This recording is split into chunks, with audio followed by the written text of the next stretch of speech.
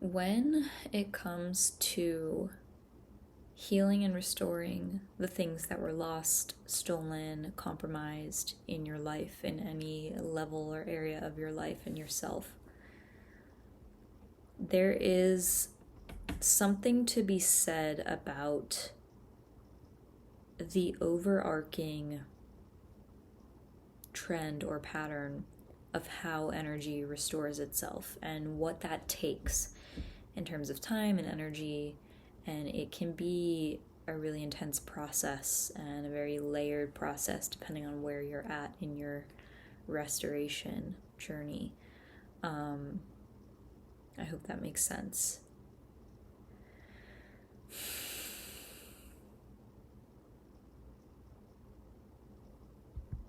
I just had to pause to process and think for a second.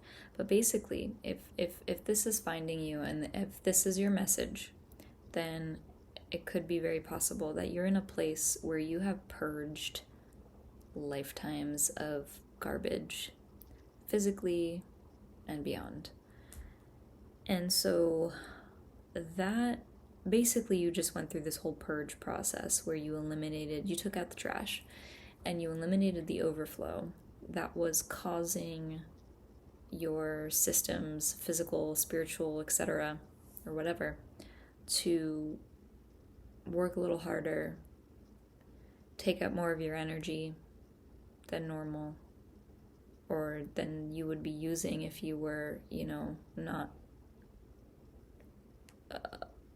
dealing with this garbage, this weight.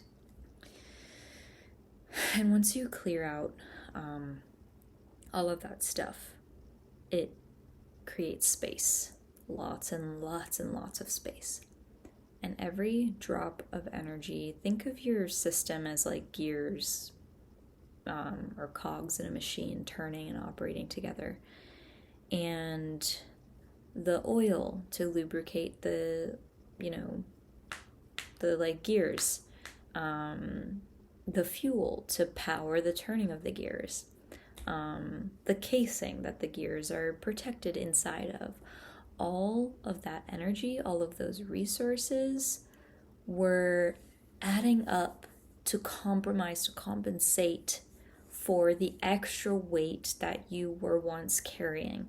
This is just completely a metaphor, and you can apply it to your life however you see fit. But now that you have gotten rid of a lot of the majority of the stuff that was taking up all that energy and all that space, there's a bit of a void because there is emptiness, and you could be feeling that, you could be hyper aware of it. And it's interesting because your nervous system, I talk about this a lot, but it takes time for your nervous system to adapt and adjust to expecting a continuation of the new pattern that you have developed and created. Because here's an analogy, when I don't know if everyone experiences this, but when you're like riding a bike or driving a car for a long time, and when you stop, your eyeballs perceive the environment as if it looks like it's kind of moving still because you've been moving for so many hours, right? Or remember when you were a kid and you would just spin in circles and it was so fun to spin. Or maybe you do that now, not as a kid. But then you stop spinning and you feel like you're still spinning. Or like when you go on the playground and you stand on one of those things and someone spins you around and you're shaken up, even once you've stopped moving. That's exactly what I'm talking about. When we are operating in life at a certain level, dealing with toxins, parasites, energetically, physically, that was my story. I mean, it is my story. Toxic relationships, abuse, all these things that or whatever the case is for you, when we finally genuinely free ourselves and disconnect from the sources of whatever was draining our energy and causing our cogs of our soul machine to pour extra energy and resources into just keeping us alive and managing the exhaustion on top of just basic existence, when we disconnect from the source of that exhaustion and that drain, we still have residual nervous system memories or trauma, call it trauma. And it's just like you got off the spinny thing and now you feel like you're spinning even though you're not spinning and you know you're not. So here's what I want to say to you. I hope this analogy gives you some grounding and reminds you that, you can just tell yourself you can breathe. It's okay. You're not in that thing anymore. And I pulled these cards for myself. And this message that I'm sharing with you was a message for me. And I'm like, I need to share this because it's really important. And we have Temperance, the Two of Cups, and Justice. This speaks to letting natural law take its course. Allowing natural law to take its course. And Two of Cups in the middle. This is you. This is you with your chosen family. This is you with your divine connections, soulmates, and all of the things, all of the states of being that fill you up. And so when your soul machine and the cogs in your soul machine are operating and compensating for the things that were toxic or draining, that created wear and tear, on the mechanisms of yourself, right? In other words, it was exhausting. Maybe it was financially draining. Maybe it was, okay, there we go. Maybe it was physically, painful, right? Like showing up to, for example, a job that drained you, and it made you sick because it was so not in harmony with your natural rhythms or whatever, showing up to face and metabolize those things that weren't supportive and good for your soul over and over and over, created a sense of porosity and wear and tear, like I said. And so when when we've moved on from these bad things, from these harmful things, not necessarily bad, depending on how you see it, but things that were not good for you. So sure, bad. Subjectively, I guess. When you move on from those things, it kind of reveals, in those quiet moments when you're just with yourself. And I know I've been experiencing this, especially at night. It's kind of all of this energy just floods and catches up to me, and it's my psyche and my emotions just kind of surge in this knee-jerk reflex, purging, kind of energy. And it's a part of my psyche and a part of my nervous system still is reacting to what happened a long time ago. And that it just goes to show the severity and the intensity and the depth and the power of the impact of the things that I lived through or that you lived through. So when you are healing, in other words, when you are separate from the thing that was hurting you and draining you and stealing your life force from you, you're going to have leftover emotions from those situations. And your body is going to express fatigue. And you might have days that just come out of the blue where you crash. And you should let yourself crash, because now your body is finally safe to complete a circuit that all those other times it had to protect itself and guard itself against. Because, for example, if you left an abusive relationship, you had to be vigilant. You had to be in survival mode.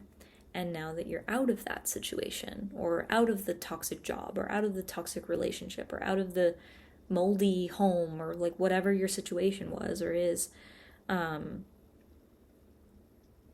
your body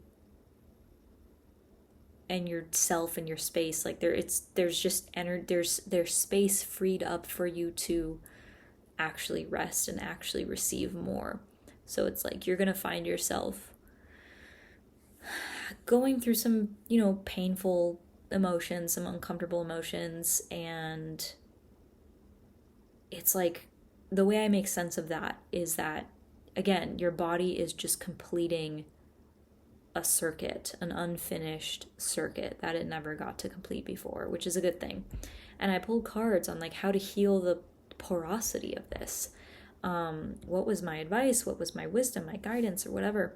And I'm like, this made so much sense when I pulled these cards, because it talked about how the message here is literally, and I don't know who else this is for, but I know for some people, this literally is saying like you're God's baby and God is going to take care of you and nurture the shit out of you. Okay? God recognizes and sees what you deserve. Sorry, I didn't mean to give you the finger there. God wants to give you the things that nourish your soul, and that takes time in the three-dimensional reality. It's not something that just boom, it happens. And it's like, I know for me, I left everything behind earlier this year, and it's already been 11 months since beginning this like massive purging journey, and this is the longest continual time period in my life I've ever gone through where I'm just like purging left and right, left and right, left and right. And I learned how to be alone. I learned how to be in isolation. I learned how to have faith more than I ever have. I learned how to be patient. Truly, I learned how to surrender more deeply than I ever have. And I learned that just because I haven't met my soul tribe yet, or maybe I have, but I don't know who they are, because it takes time for those connections to, I guess, reveal themselves and like, really, just like stand the test of time, because we need to give people opportunities to show up and to prove themselves, or to show up to earn our trust and our energy, and that takes consistency and time and rhythm, and those are things that you can't expect when you have just entered a new thing. So the new thing is very much here, God is doing a new thing. The new thing is very much here, but it's a matter of, again, consistency, time, space, rhythm, before it really, really reveals itself. And you're going to be having moments where you're just looking at your life or the people around you, and you're going to be like, I can't believe that I'm so lucky, and I can't believe that I am so blessed, and I didn't even ask for half as much as what is here in front of me. But it's coming because you cleared the space. But while it's forming, your leaky aura needs to, I shouldn't say, well, when I say leaky aura, what I mean is your spiritual, emotional injuries and the breaks in integrity in the forms that contain your essence and support your essence. Because what supports your essence brings light into your eyes. What supports your essence brings energy, brings peace, love, comfort, safety. And what drains your essence is the toxic job, the toxic person, the toxic house, the toxic diet, whatever it is. And so that's what I mean when I say leaky aura. These things literally punched holes. It's just going to keep doing that. These things literally punched holes in your aura. And if you're also healing from physical stuff like I have been, then, your gut as well. And the gut junctions and, all these things. It's, these parts of you, inside, outside, etherically, physically, become porous and compromised because they have been abused, literally. And they can only sustain so much. Like, they're not God. Like, we're only human. We only have so much capacity to metabolize stuff. And if that wasn't the case, and we had limitless capacity, we would live forever. We would be immortal, but that's not how life works. It's just, again, it's wear and tear, you know? You get a car, you drive 20,000 miles, and you need to replace something. You need to fix something. You need to update something. You need to change the oil every couple thousand miles or whatever, you know? So, and our bodies and our spirits are the same way. And sometimes we don't realize that we're operating on like toxic oil until we get into, God forbid, a bad situation or a scary situation. And so you have realized the situations that you need to leave, and you've moved on, you've left. But now you're recovering. And God is literally saying the way to recover is to just, I love this for me, and for types of people like me. I feel like this is going to be really good for you, because I feel like I've internalized a lot of pressure that I've put on that I've had put on me to perform a certain way. And this is so cathartic and relieving, because it's literally saying, like, to me, if this had a voice, it would say, baby girl, be sweet, be soft, rest, be like a flower, you know, sway in the breeze, like, bask in your own aroma and your own pheromones, like, you know, take pride and joy when a bee or a flower or a pollinator, you know, lands on you or whatever. It's just, I just get this soft, peaceful, permission slip, relaxation, transcendental kind of energy, and it's really, really nice. Two of Cups, I mean, Lord of Love. This is romance, this is love, this is soulmate, this is union, and this is like deep soul reciprocity. And this is divine natural order, daughter of the Lord of Truth. Literally, truth is restorative. Truth is a fire that burns everything that is not it. And you are a woman or man or person of truth, and you have allowed the fire of truth to purge you over and over and over. This is also, you know, ego death. This is ego death. This is what is left at the core when your ego dissolves, and you're not left with any illusions. You're just left with a pure glimpse of who you are, beyond conditioning, programming, whatever.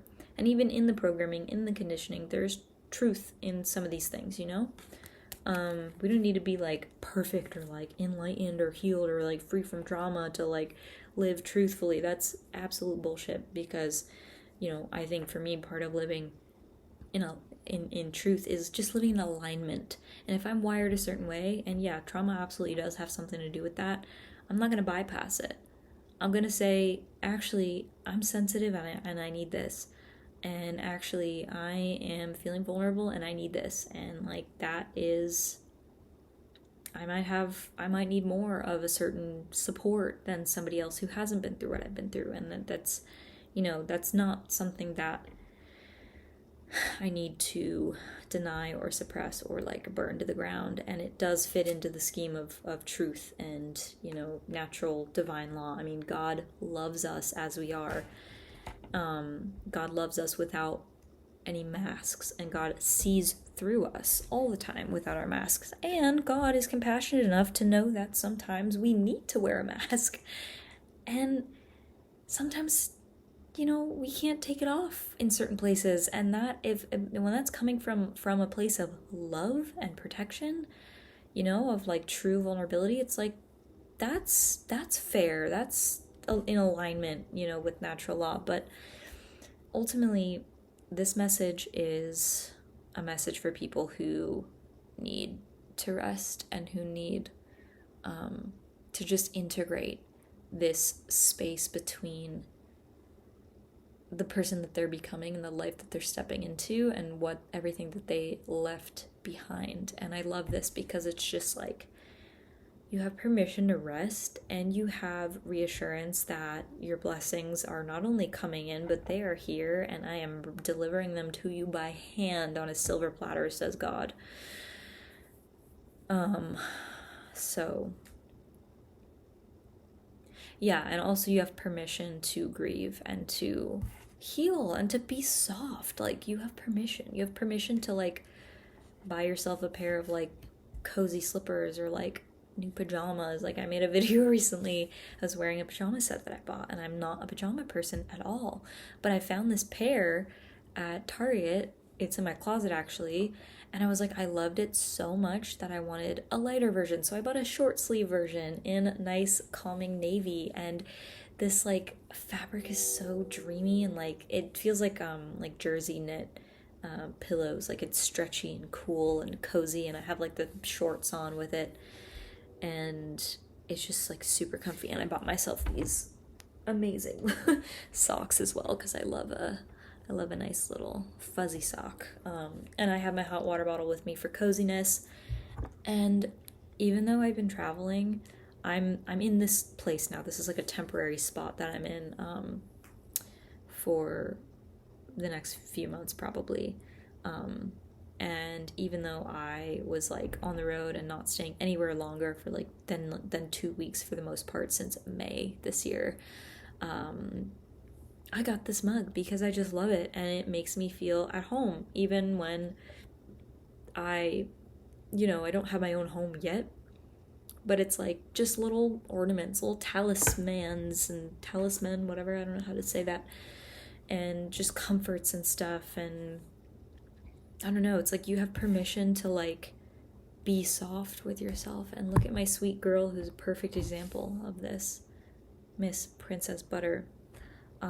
So yeah, that's my message. I love you so much. I hope that this was helpful and healing. And if you want a personal reading from me, send me a message here. But if you can't do that on YouTube, because I know it's weird sometimes, DM me on Instagram at Rustic Peach. Rustic Peach. No punctuation, no spacing, no underscores, nothing like that. Just at Rustic Peach. And you'll see my name, Aaliyah, in there. And yeah, and then I have the info for the readings and stuff that I offer in the description of this video. So with that, I will wish you good day, good night, good afternoon, and